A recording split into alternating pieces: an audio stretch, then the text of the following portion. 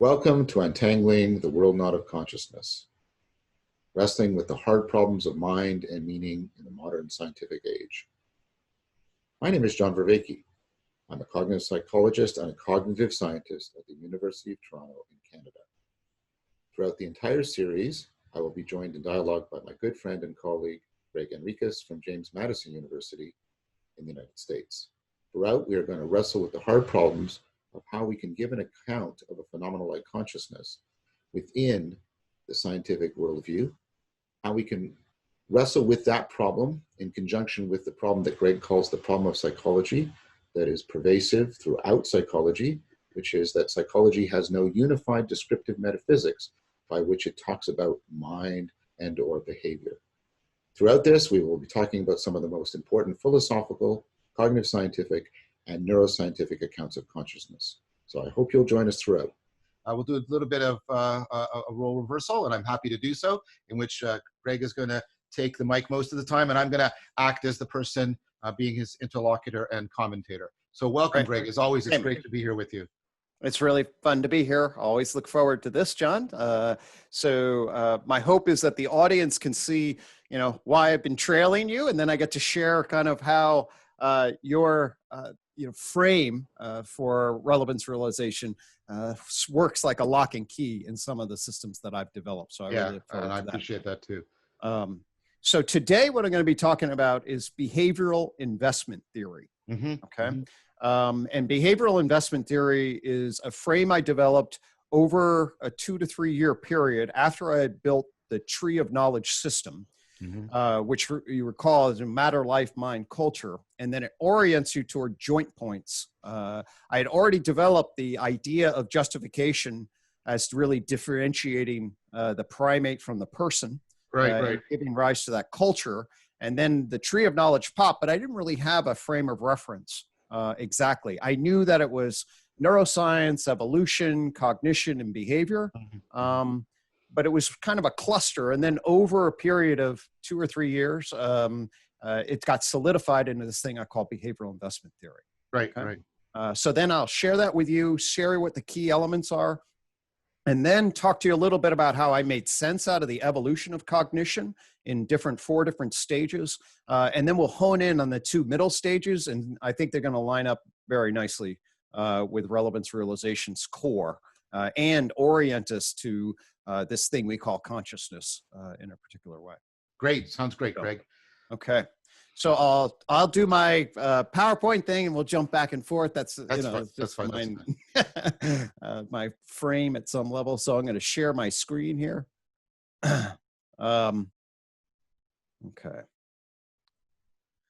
Okay, so basically this then is putting 2 puzzle pieces together, John's Sim R3 with my behavioral investment theory. And so what I'm really excited, that John and I are lining up here because I think of this as a cognitive behavioral neuroscience account of both mental behavior, for at least from the outside, and phenomenology from the inside. Gregg, could I just make one small point of order? Please. Although I'm lead author and developer on Sim R3, I had a lot of help from Anderson Todd, Richard Wu, and Jeff Marshman, just to give them some appropriate credit. Thank you for you're a beautifully humble man, John, and that's good to note at that level. So last time we kind of went through the map of mind. So I'll just highlight that really quickly. So we're just oriented. We got to differentiate our epistemological frames of reference. And then we have the idea that the nervous system is an information processing system. I think we both agree that's a complicated word, but that we have semantic, theoretic processing elements in there that we could potentially talk. That it plays a regulatory coordinating function at some level of the behavior of the animal as a whole, although that's an embodied, enacted, 4E cognition domain. And then we have this emergent function that we need to understand the nature and generative elements about it.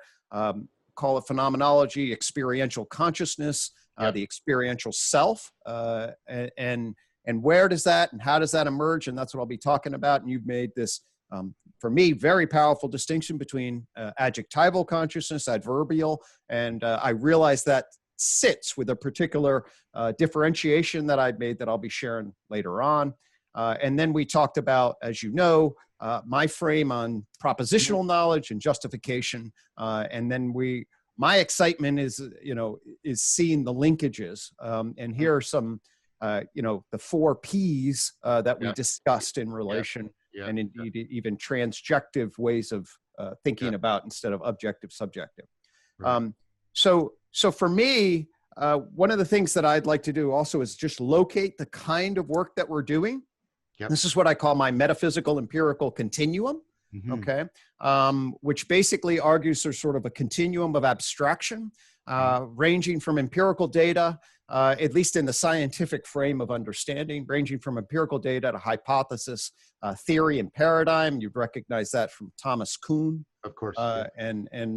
And certainly in psychology, I think in cognitive science, we have the multitude of different paradigms, and we can ask questions about, well, what about the relationship between the paradigms? And that to me is what I would mean by a meta-theoretical, potentially trans-paradigmatic. Right. And then also there is really the fundamental concepts and categories that we use. I want to bring at least a descriptive metaphysics back into science. So because we need to know what our concepts and categories are.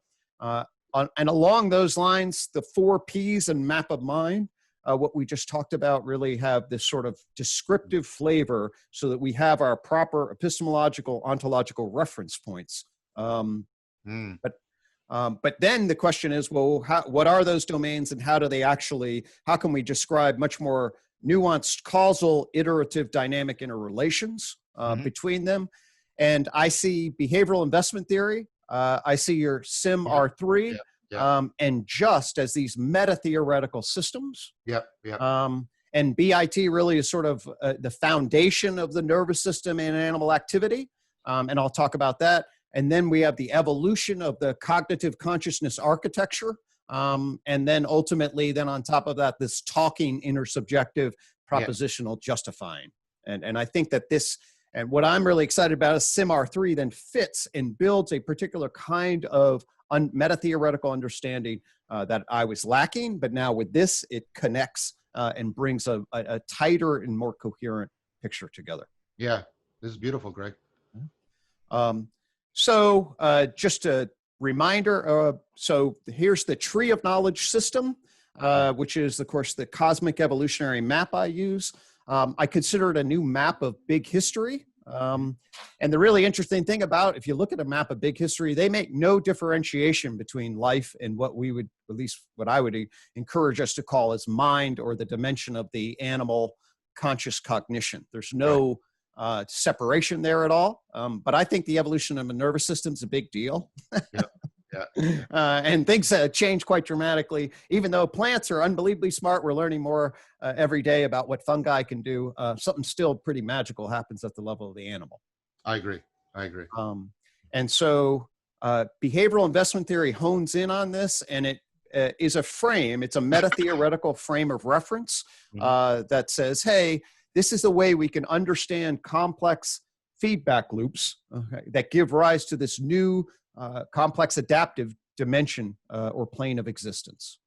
And what I'm going to share with you here is what I had done long before you and I had met, and just show that how much correspondence I think that there is. And then we'll get into the richer, more intimate correspondence in a second.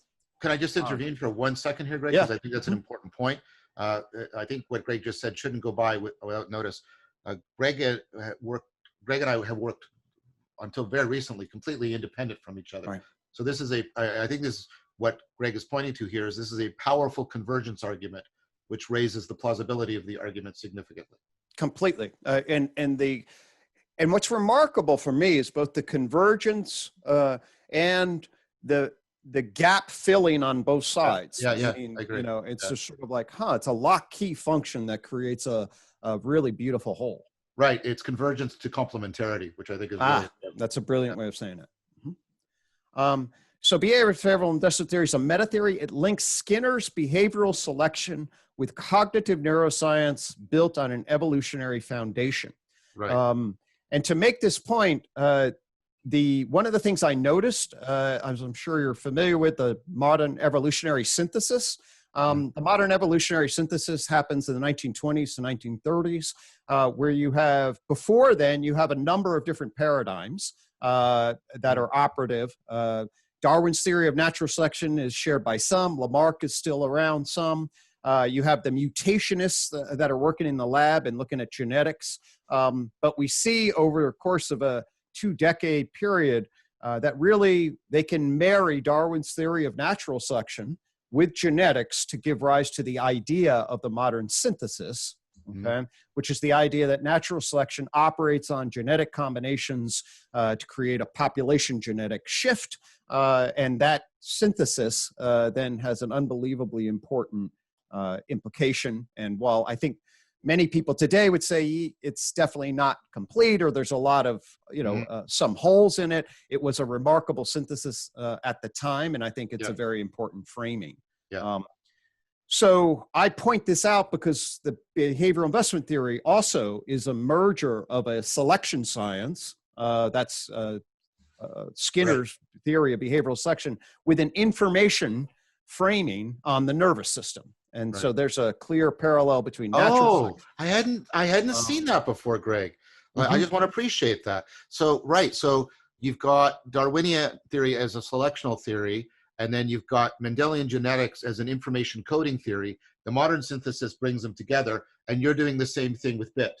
Exactly, 100%. That's beautiful. Exactly. That's beautiful.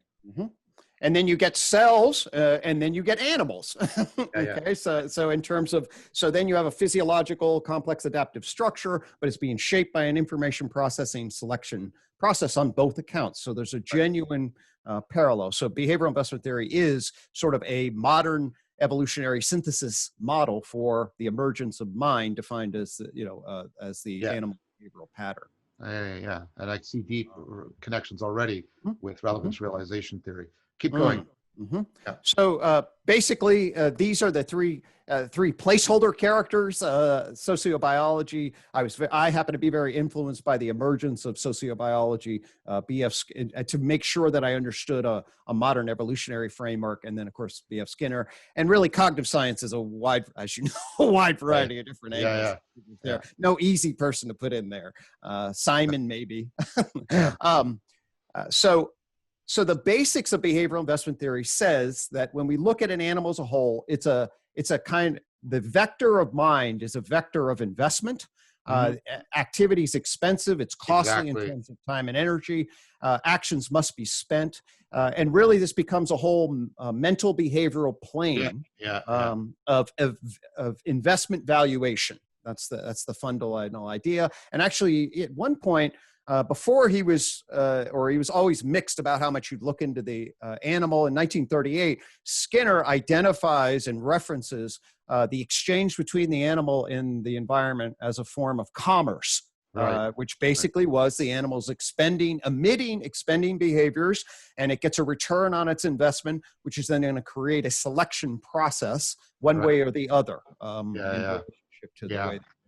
That connection to Skinner is really important. So this overlaps tremendously, sort of with the whole bioeconomic approach. 100%. Very much. Using the same language, same conceptual structure, very much. And you're going to see, you'll see that crystal clearly in the first principle of behavioral investment theory. So I'm going to think about this here as the foundation of doing. Okay, and I want to reference just the term doing for two reasons. Remember. So I often will try to make simple terms so people will be doing, feeling, thinking, and talking. I often use those kinds of terms, but also it's just a sort of embedded this in the action, okay, which for cognition, I think if we trace the evolution of cognition, it shoots off into a little bit of algorithmic processing that's disembodied, right? Okay, and then a lot of cognitive science, at least in the 4E tradition, is bringing cognition back down into acting. So that's important for us. Very much. So one of the E's is inactive. Literally in action. Right, very much. In action, exactly. And I also want to then connect it to the foundational comment about what makes animals so different than other organisms is that they're the multi-celled organisms that move around. Okay. Yeah. And the fundamental then problem of the nervous system basically is a movement doing system. How do you coordinate the whole efficiently and get outcomes, because it's risky and costly to do so. Yeah. Okay. Well, and you can see this in the animal behavioral literature. Okay. So one good example off of what's called optimal foraging theory takes a look at the ways in which animals will spend energy in various paths to get, say, calories. So some ethologists, animal behavioral scientists, were studying the behavior of crows that would drop whelks, which are these, mollusks that have shells around them. Okay. Right. And you could then make a prediction or make an assertion that says, well, if you fly up a little bit and drop the whelk, you have to drop it lots of different times. Okay. Right. But if you fly 500 feet up and drop it, that's a lot of waste of energy. Right. And so they measured what is the optimal length of which to drop a whelk that maximizes the likelihood that it will break, but minimizes the expenditure of effort. An optimal gripping kind of thing. Absolute gripping, right? It's called optimal foraging theory, to get an optimal grip on what you get on the return. And so it's about 4 meters that they calculated based on trust. And then they went out and they measured what crows dropped it at. And with a plus or minus standard deviation, especially, they could even calculate for the wind. And they would demonstrate that the crows are tracking a particular work effort. Okay, that's cool. So you can see this across the animal kingdom. That this idea of investment valuation to avoid predation, to engage in territory, to seek out mates, has an investment value function across a wide variety of different domains. That's excellent. That's so. Really cool. It's a big area in ethology, and it really highlights what behavioral investment theory says. And so we really are trying to connect the body and how animals move as coordinated units. I actually think that what we really see the beginning of mind is the emergence of complex active bodies, which happens right around the Cambrian explosion. Yeah. So what you see, before then, or it's not super clean, you have to be academics and get technical, but basically you get a bunch of like jellyfish kind of creatures. Okay. Yeah. And then there's a real shift into different kinds of body formation. So we want to check the evolution of bodies and then into the evolution of complex animal behavior, or across the dimensions of complexity. We're going to be paying attention to the organization of brain and nervous system. With the hierarchical structure of cognition. If only there was such a thing that would really cross-scale model that. Okay. And also, it's very important to note that we're going to be paying attention to learning across the lifespan too. Right. Okay. Because according to behavioral investment theory, you'll be do very different evaluations if you're early in life, middle in life, late life. Okay? Of course. Right? You even see that at the phenomenological level within psychology, when you Absolutely. get the shift of the temporal horizon. Yes. Sort of mid-adulthood, where people go from living from their birth to living to their death. Yes, completely. That's a great example, okay, of this process.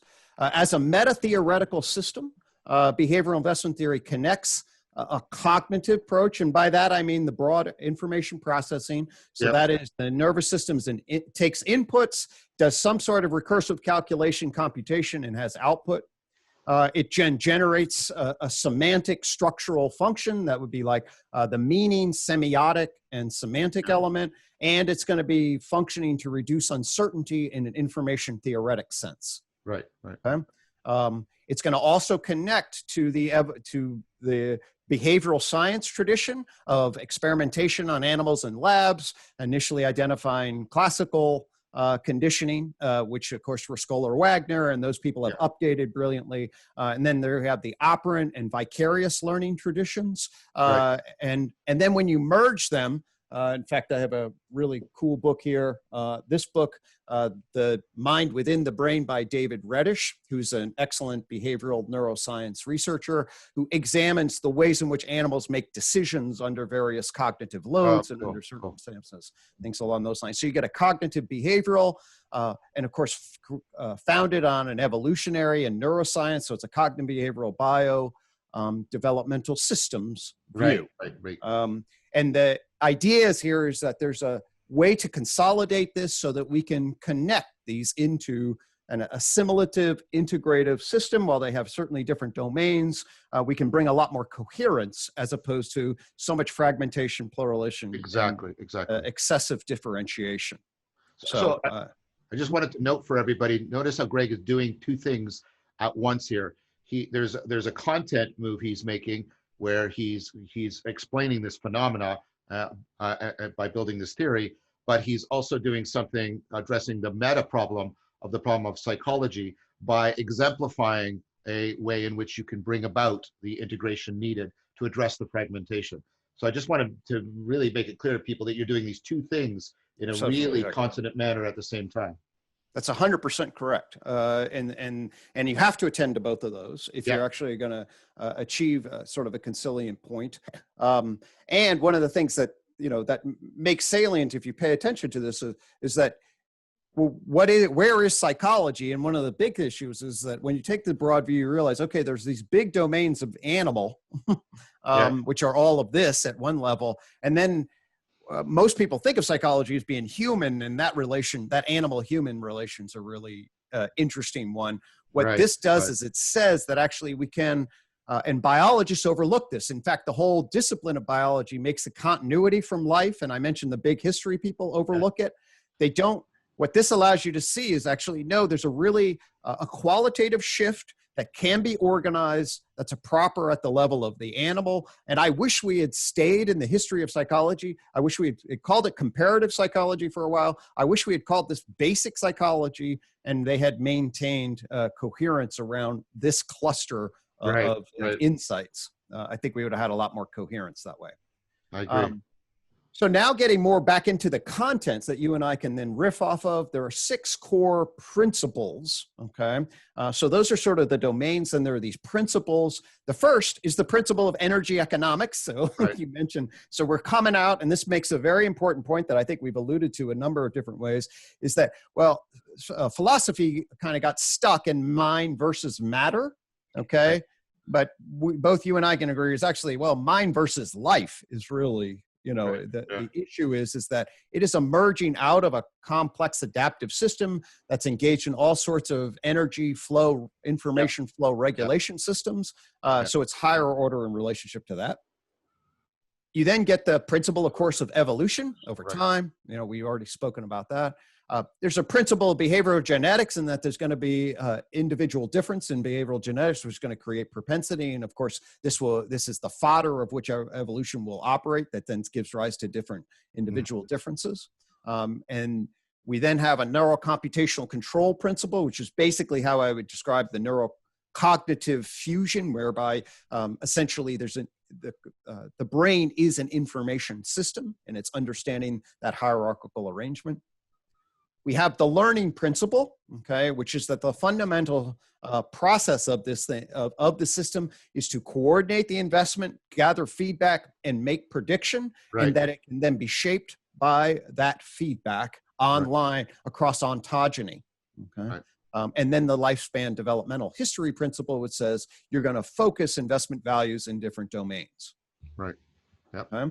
So those 6 principles, and those 6 principles should all be things that contextualize recursive relevance realization. Totally. Right? Very consonant with all of this. So what you can see with John has done is John has developed a core framing of, say, the neurocomputational control principle embedded in this system. Like, what is the mechanism, the process that allows across scale that it's actually doing? Okay. And what these do is to say, and it should be doing these based on these kinds of contextual domains, right? Exactly. Wow. Really cool. Okay. So the other thing that it says is that we can, if we take a zoomed out view, all right, and we say, all right, let's look at the evolution of animals, okay? The first thing I'll say is, okay, initially we have animals that really don't have we have a distributed neural network without even necessarily a bilateral symmetrical body plan. That's what a jellyfish is, okay? In other words, it's got distributed neural nets, doesn't even have a brain. What it does operate on, and of course, like some people like Eric Kandel, the famous neuroscientist, psychoanalyst, who really started to show, at least with slugs, a particular type of neuroreflexive habituation sensitization element. Okay. And this is what I call the reacting phase. And essentially what you have here is basic with, like he studied, the withdrawal reflex of a slug, which would be one of the earliest ways in which you would coordinate behavior in relation. So the reacting phase is essentially a reflexive, you get a stimuli input and then you act a particular way. It's designed to predict various kinds of stimuli. That's really what it's learning. And then it does that. And basically the way it predicts is to either sensitize, say, oh, this is indication of bad, so I'm going to then engage in this reflex, or this is not a problem, so I'm going to habituate. Right. So those are the two. And we see the emergence of this in basic nervous systems. I'll note here, that's a nematode. A nematode probably models one of the earliest bilateral plans, and meaning that there's actually a head and a direction that it moves, like a jellyfish has a pretty loose direction. But this will have a head. And I've been reading some stuff on the evolution of this nervous system that I think is really interesting. The argument is that there may well have been a centralized sensory system that was like detecting light and toxins, and a movement system, but these two things were totally different. But when you get a bilateral symmetrical plan, what then happens is that there's a fusion with the sensory detection system. Yeah, cool. That then gets plugged on top of the motor system, and that's actually now going to become the brain and peripheral nervous system connection. Right. So it's two two different nervous systems may got pancaked together as the requirement to control the coordinated movement of the animal. That's very cool. Very cool. So then we get, and this is what I'll be talking about in a bit, an operant learning phase. We clearly nice fun, by the way. Thank you. So now we can get an operant learning phase. This actually happens in a wide variety of different animals, certainly by vertebrates, but even happens in insects and mollusks, and we'll talk certainly some lines of those. And then now we see the evolution of much more responsibility and dynamic interaction. And we're going to I'm going to anchor the emergence of this, the base of this in a particular way. And then we're going to watch it evolve and become increasingly complex, where you get increasingly online modeling system, both in dynamic relation with the environment and then extending that relation in time. And then as you extend it in time, you see increasingly cortical development of capacities, especially in the vertebrate lines, whereby you see an emergence of a system that is integrating, mentally manipulating, inhibiting, regulating, and anticipating consequences that are not necessarily immediate, but down the line. Right. And so now you're extending the path of behavioral investment from the immediate iterative interaction into possible futures. Okay. And in order to then do that, you then have to pull up possible domains of relation and then see what might you be able to infer and make predictions around, okay? And to do that, that's going to require a lot more cognitive, mental manipulation kinds of issues, and I think you're going to need to develop some sort of workspace to determine what's relevant in time. And then ultimately, there's another layering of that symbolic and then symbolic, syntactical, propositional stuff that we're doing now that launches us as primates into the domain of persons. Right. Okay. So now what I want to do is I want to then say, okay, I want to take this basic evolution and now I want to bring it into the domain of a human. And I then want to get a model of a cognitive architecture, meaning the information processing architecture that's consistent with this model, that also then is consistent with what we know about the way humans solve problems. Right. So this then gives rise to the architecture of mind, whereby we have the idea that there's sensation and reflex, that's sensory motor reflex. Yep. I've also put in here the idea that you can then layer down what ethologists call fixed action patterns. Right. And these will become habituated procedures in us as humans. Right. Okay. Right. And they can emerge when we have basically after practice, we realize what are the stimuli that we're tracking, and you don't even barely need to do this consciously. That can then be followed through in a pretty algorithmic way. So Greg, the idea here is making kind of a use of Michael Anderson's ideas across speciation, that, you know, there was machinery developed at this level of problem solving, and we didn't dispense with it. We've preserved it, and we've also exacted it up into our cognition, the circuit reuse kind of idea, so that there's going to be elements of our cognition that are operating analogous, or maybe even in some ways identical to these more primitive organisms. Completely. Okay, great. Yep. Great.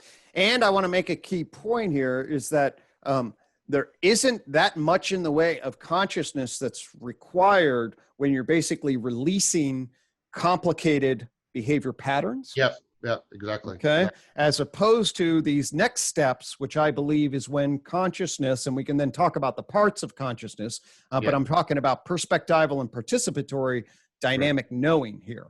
Okay. Right. So this goes towards the Bohr and Seth thing. Remember where they were talking about what distinguishes when we need consciousness from when we don't need consciousness. Exactly. Yeah. Right. Right. And so now we are in human, and you and I can then relate and like, oh yeah, well, once we learn how to do stuff, you know, we bring it into consciousness. We don't understand it when we're getting lots of surprise, when there's lots of ambiguity. If we start to crack it, we then download it into these other systems, and we have virtually no awareness of them, if at all. Yeah, exactly. Well said, Greg. So then what happens is that this is the first layer is fairly fixed, as you certainly can learn, you habituate, you sensitize, but the motor patterns are not dynamic. And if the environment is changing online and you have to change with it, like you're really moving around, and you're moving around, say, in relationship to other animals like predators and prey, and you're competing for territory, what's a much more dynamic, iterative response emerges in what I call the operant learning phase. Right. This is really good. I like this. And so what happens here is that there's an opportunity, I think, for the integration of different sensory modalities that are may or may not be very well integrated, but now they become integrated. Okay. And then there is the emergence of a more integrated interior sense. Okay. And that's going to then evaluate both where the animal is, but also where it wants to be.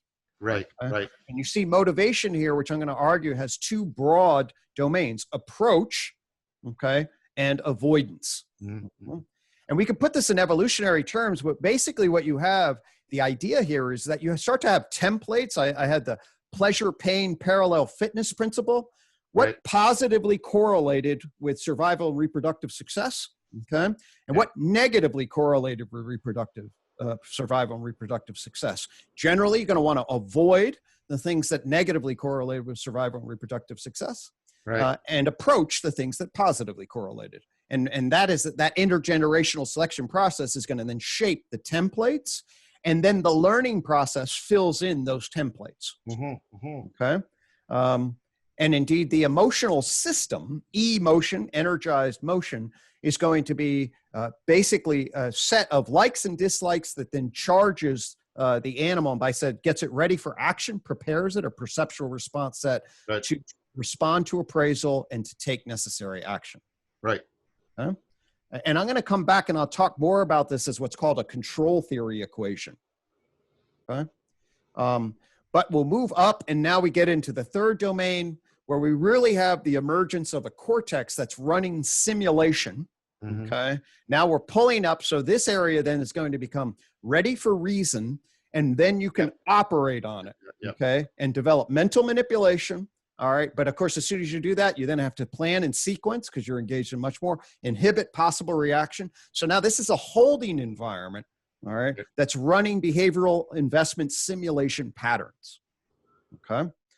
And this is going to be key. And these two layers are going to be key, at least the way I start to interpret and heard when I first heard you describe the different domains of consciousness. I'll share that in a second. Right. So, and then finally, we have the domain of justification, whereby you have a symbolic syntactical element. So I'm going to then now, I want to now place this in the context also of the classic memory, Atkins shift memory model, okay? Whereby you have a 3-stage memory process, which is going to tie into a cognitive functional consciousness way of thinking, in the sense that we assess this way, but you have a very fast 1 to 3 second sensory memory. Okay. You then have a much longer 3 to 30 second working memory. And then you have long-term storage memory systems. Right. Okay. Which we now know can be effectively classified into these 3 different domains. Yeah. We can do a little further, but for right now, we can just say, yeah, there are procedural memories, episodic memories, and semantic memories. Right. Okay. The first one is generally implicit and contrasted to explicit or declarative memories. Because when we see in the human, you ask people about it. An episodic memory is your point of view, your motivational, experiential, perspectival, and your semantic is much more propositional. Totally. What you learn in relationship to that. That's partly how I came to divide the 3 kinds of knowing along the procedural, the perspectival, and the propositional. Yeah. So we can see now what we're doing here is we've layered this through evolution. We can then look at the nervous system and see a hierarchical arrangement. We also see a depth arrangement on the continuum of memory. So we can see procedural here, and I'm going to argue for perspectival and participatory in these domains, and we already talked about propositional. So these are clearly there, yeah. Right? Okay. And this basically now, for me, what is the scaling function that's coordinating across the domain? See, these things have to communicate to each other. They have to be tied together by some fundamental thread. Okay. Right. Now, for me, before, that fundamental thread was behavioral investment, but it wasn't specified. It didn't really cohere in a particular way. But for me, what you get actually see, then we can flip over into John, your idea, which is basically what's the fundamental information processing architecture of the nervous system? Well, it's scale invariant multi-level modeling, because they're talking to each other, so they say appropriately conformed to where they are to reduce error and maintain coordination so that they can perform recursive relevance realization. That's beautiful. I also love your icons, Gregg. They're so, wow, they're so well done. This is really beautiful. This is really good. This is really good. Thanks. And I like the idea of this V, obviously for Vervaeke, but this V for recursive. Okay, so this is what the nervous system is doing inside of itself. Okay. Yeah. And then it's then checking what I called salient control. So if you go back here, the bottom here is what I used to call salient control variables. Okay. Yeah. Now here's another super important thing that I think you and I can appreciate in the history of psychology, and then it becomes cognitive science, or at least the branch, is because the behaviorists and the cognitivists have such a long-standing arm wrestle. Okay. Yeah. Yeah. And Skinner breaks it off, and he has all of these. But actually, what we see here is from the third person perspective, we can check what are the independent control variables that animals are engaged in as they engage in functional awareness response, right? Yeah. And then we have, boom, what's relevant to them. We can see it from the outside, and then from a human, we can introspect and see from the inside. So this is when we talk about a cognitive behavioral, this is like literally taking the systems and really bringing them together in a particularly coherent way. I think so. I think the synthesis between your work and my work is really I'm sorry, it sounds self-congratulatory, but I'm just really impressed by it. I think it's really, really powerful. Absolutely. It's just striking. When I listen to you narrate this, I'm like, oh my God. So this is our neurocognitive functional model, but it's going to be congruent with phenomenology. Right. Okay. And so now what I want to do is I want to talk about, all right, so let's get rid of, we'll come back next time. We'll talk about justification. All right. Well, which is the top of this thing. Right. Okay. But now I want to then talk about what I saw in relationship to when I heard your distinction. So here's how I would make sense out of, actually, I want to explain the control thing. So let me tell people that I had an idea about pleasure and pain basically serving as broadcast signals to approach and avoid. Right. Okay. Right. And I'm not alone in that. I mean, I built on that, but behavioral investment theory allows me to put it in a context where I can pull a number of different, seers and theories together. Okay. And I'm going to argue that, is it possible that this broadcasting function emerges? Okay. And then as it emerges, there are processes that are required, all right, that give rise to the analysis of it. Okay, so if it starts to become a thing that's coordinated the whole, all right, then what is the process by which it gets coordinated? It gets held and then gets analyzed, for example, in the emergence and stored in working memory. And this is what I'd like to propose to you and riff off of, okay, is the idea here about the relationship between whether or not there is an emergent broadcast function, okay, and then whether or not that broadcast function could then be the witnessing function comes along and then is a way of contains it, creates a screen for it, and then aspectualizes it with here-ness, now-ness, and togetherness, and then allows that to be manipulated in simulation. We always talk about making ready for reason, meaning ready for simulating, and then storing from a point of view that actually, I believe, becomes really the core self of the animal as a lead-in potentially to future episodes. Okay, and then what the animal then is carrying around is the stored dynamic interrelation that it has with perspective on the world. And then what that does is it sort of creates this stepwise function. So I know that there are questions about sort of the primacy and development and possible ontology of that. But I'd like to get your take on just that kind of possible difference, or how does that? I think it's really cool. I think there's something going on here that's I do want to unpack. I will bring up some of the questions you alluded to just a second ago, but I think this idea, I didn't give enough thought to it. So this is a bit of riffing, which is what you requested. Amen. Pain and pleasure are really interesting qualia. Sorry, that's probably one of the most obvious sentences anybody could have uttered. But I mean, theoretically interesting, because for me, and I think you have like this intuitive insight, and the way it maps into bit is so central, right?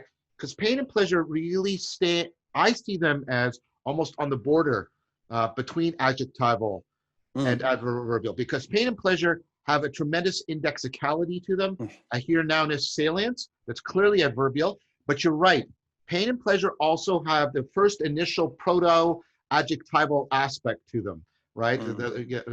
Right? It's not adjectival about the world, like green or blue, right? But it's adjectival about the organism, which I think is your point, right? Totally.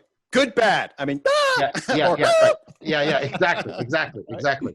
And so this is interesting also because it goes towards Brandam's idea that some of the initial content that is eventually going to be taken all the way up to become part of conceptual content is ultimately normative content, because that's what you're saying, right? It's not, you see, because there's nothing normative about green or blue, but bad and good are normative, but they're not the same as here and now. Do you see what I'm trying to do? Yeah. I'm trying to get, you got the adverbial, and then you've got the beginnings.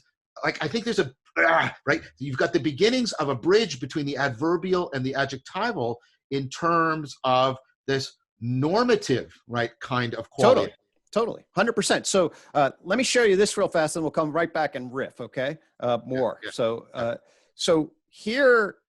And there's the vSim R3. Okay. Yeah. So here, this is what I want to suggest, and that is that we can then, what I believe happens, okay, is basically as this broadcast function, I believe there's a layering of the witness function on top of it, and the reason why is because it's the intersection of a lot of things that need to be aspectualized together. Yeah. Okay? I see that. So you have to pull where you are and where your body is together with where you want to be.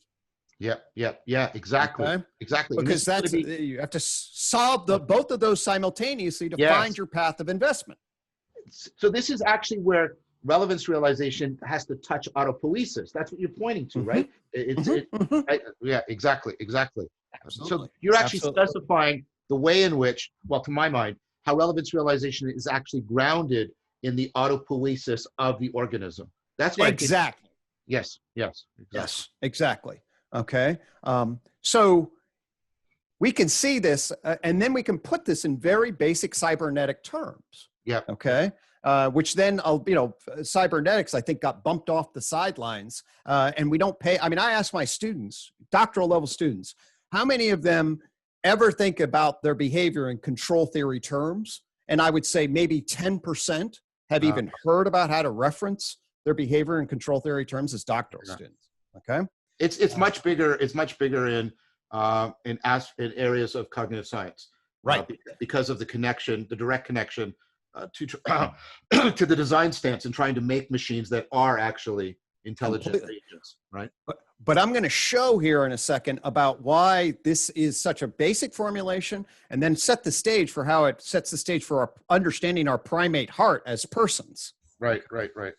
So here you have a basic, you're familiar with this, you have an input function, a perceptual signal versus a comparator that then generates an error. Right. Okay.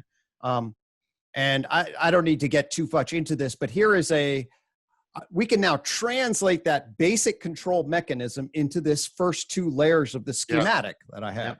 So now perception is the input function that determines where you are. Motivation are the goal states about where you want to be, and it's a complicated one. It's also where you want to avoid.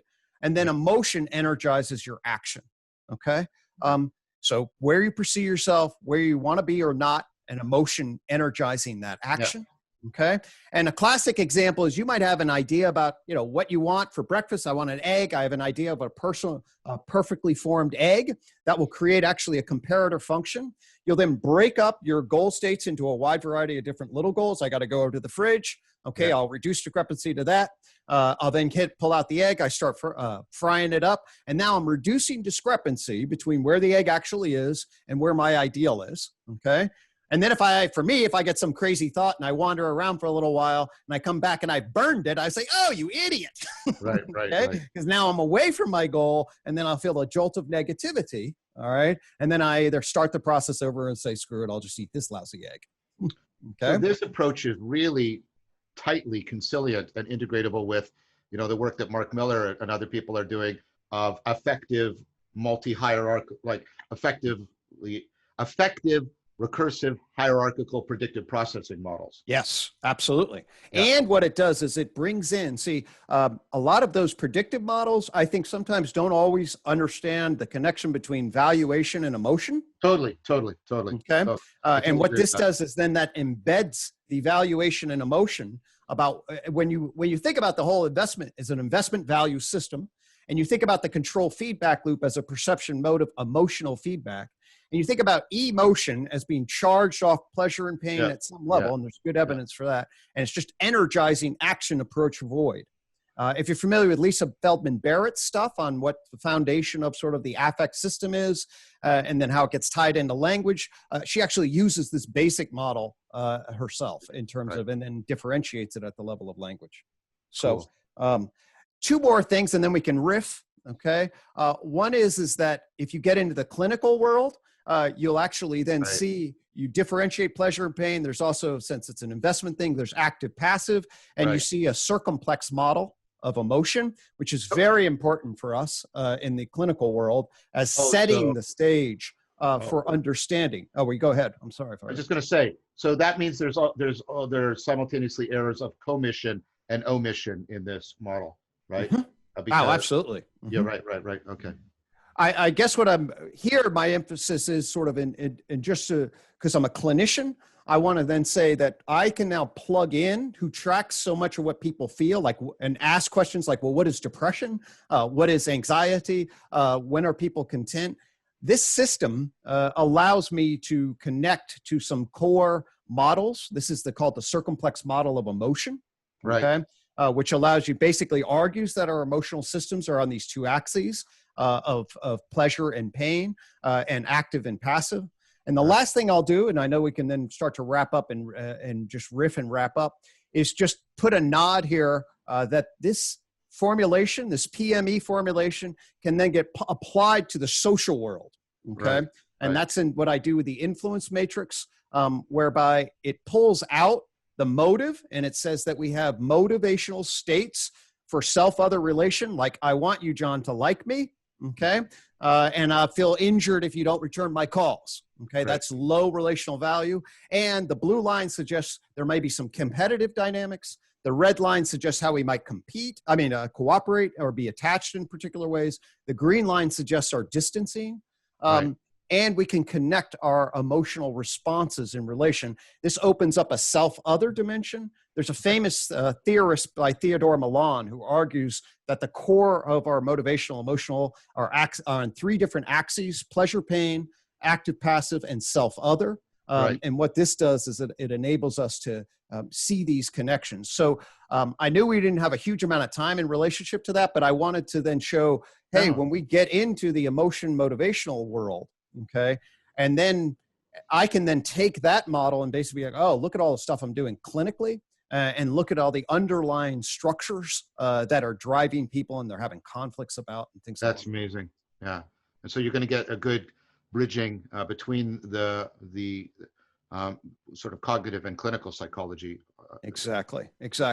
So especially, and then what happens is when we add the person consciousness, self-consciousness narrator, that has to be also then available to public, we'll see that all of those power, love, freedom drives can set the stage for a lot of conflict and some shadow work and self-deception and bullshitting, believe it or not.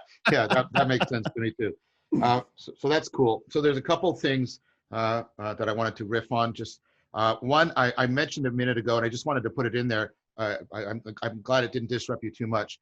But then when we're moving, I think it's important to note that when organisms move from a commissive adaptivity to also including omissive adaptivity, that's a huge advantage. If I can also take care, if you can only take note of your committed, the errors that you committed, the errors that occurred because of commission, but I can take note of the errors of both due to my commission and my omission, I'm going to outcompete you. The problem is, of course, I'm now going to hit a much larger search space. Combinatorial explosion. Yeah, and that's why I'm going to need this enhanced relevance realization machinery in order to do that. So I just wanted to make that connection. Completely. And then the one issue, and we were sort of talking about, first of all, I like at some point I want to zero in on just do this, adverbial, and then adjectival and pain and pleasure. Like you've got it in between with this normative content that hangs between the adverbial and the adjectival. I think that is bloody brilliant. I want to try and expand on that. So then the one question I had, and you alluded to this, and we don't even have to necessarily resolve it. I just want to put it on the table, is I like how that model unfolded, but we have this other argument that from events like the pure consciousness event, in which people report that they are still in consciousness in a participatory and perspectival way, and there are clearly no adjectival qualia there at all. And so adjectival qualia do not seem to be necessary for cognition. And the thought experiment of having disconnected,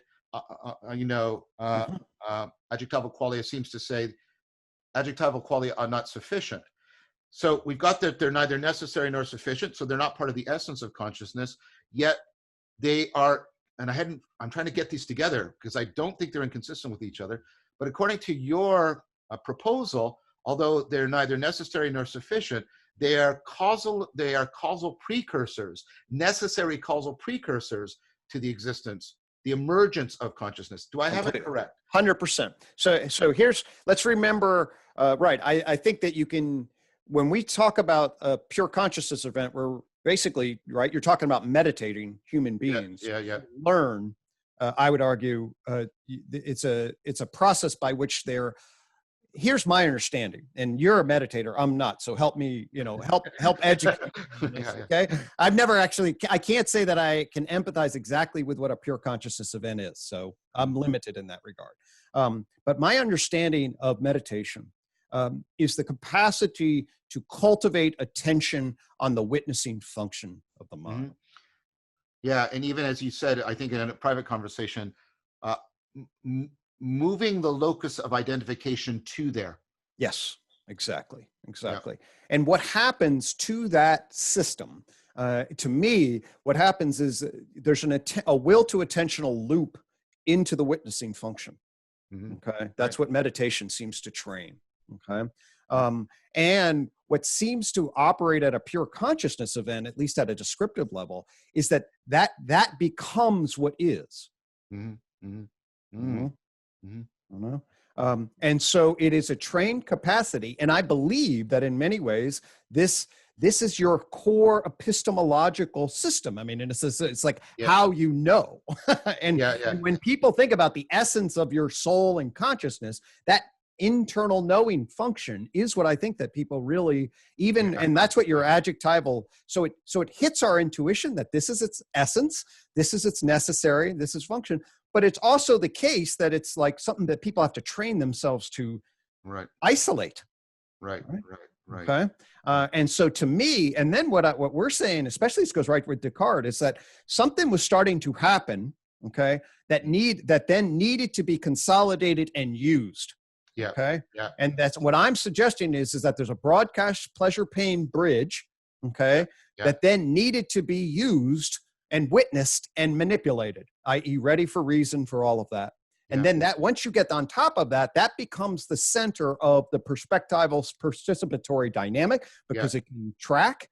And then that becomes the center of a human. And then when you learn to meditate, that becomes the center of the experience. And advanced meditators can actually train themselves to hone, to hum at that level. Yeah.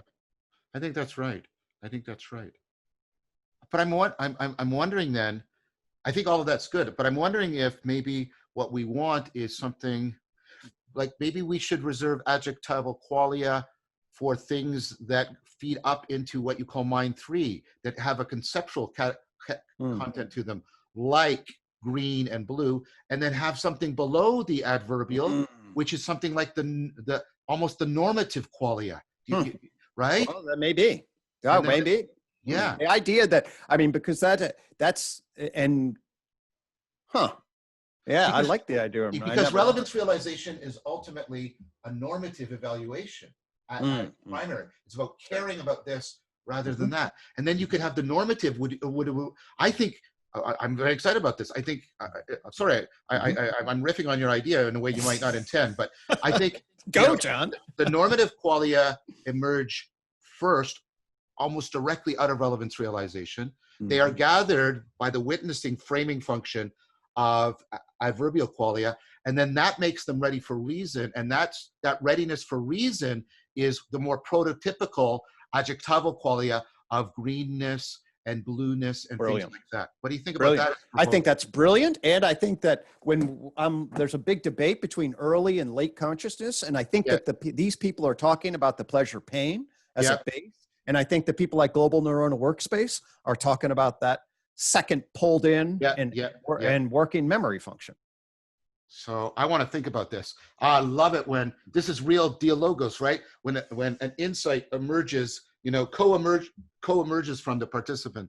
Well, and when you hit normative, it's like, oh yeah, that's another line, right? Because then it lines right into emotion and all that other stuff. Yeah, exactly. Yeah. So, because I think you could give a very good naturalistic explanation of the emergence of the normative qualia from relevance realization. I've already unpacked the argument of adverbial qualia out of relevance realization, and then you've got a lot of what you need in the readiness for reason. I think, I really like this idea. I'm gonna think about this a lot. But and you seem to think it's got some. Oh yeah, no, actually, I was that whole pleasure pain thing. I was not, I put them under adjectival, but they do have clearly pleasure pain a different flavor than green. Yeah, exactly, right? Exactly. So you're catching that discrepancy, which I didn't catch, but I really like it because then it's like, oh, of course, and now that starts to line up with even more differentiation. Yeah, exactly. And it gives you an even more complete. It's not complete. Notice I said more. I said more, and even more complete, right? Continuum from relevance realization up into the normative qualia, into the adverbial qualia, and then the readiness for reason is when we're getting the bridge that's the adjectival qualia. I think this is very cool. And I love, love, love the integration between sim R3 and bit. I think it is beautiful. I think it's beautiful. Sweet. All right. That's great. So so that summarizes sort of from the bottom. Yeah. Next time, what I would like to do is I'm gonna riff a little bit off of that influence matrix, and then I'm gonna say, here's why I think that propositional language yoking us together created a particular shape and function of our, and then we'll dialogos off of that, and then we say, hey, you know, if BIT really does fit. And then we have a cognitive consciousness normative generative function here that looks good. We put a propositional knowing on top of that. That looks like a pretty comprehensive model. Yeah, it does. It does. I think it's beautiful. And so I'm going to now reveal something, which is Gregg and I are going to do a follow-up series. We're going to be joined by Christopher Mastropietro, and it's going to be called The Elusive I, the letter I for the first-person perspective. The elusive I, the nature and function of the self. And we're going to try and build a similar kind of dialogical, well, it'll be trialogical argument about the nature and function of the self. And then we'll have, you know, an account of consciousness, an account of the self. And both of those, of course, as some of you have seen from my work and also from Gregg's work, both of those, consciousness and the self, impact tremendously on the kind of meaning that is at risk in the meaning crisis. And Gregg and I are also going to talk about that. I'm super excited about this. I laid out 5 crucial words that we need to get at least some frame for: behavior, mind, cognition, consciousness. And the 5th one, the self. Right. At one point. And so the idea that we can dive into that, network this, and see what emerges in relationship to this, and bringing Chris in for a trialogue. I'm super excited about it. Great, great. Well, this was beautiful, and we were free of any significed technological. Right. Sorry. Yep. It was my damn motor. I slapped it upside the head like I do. You know.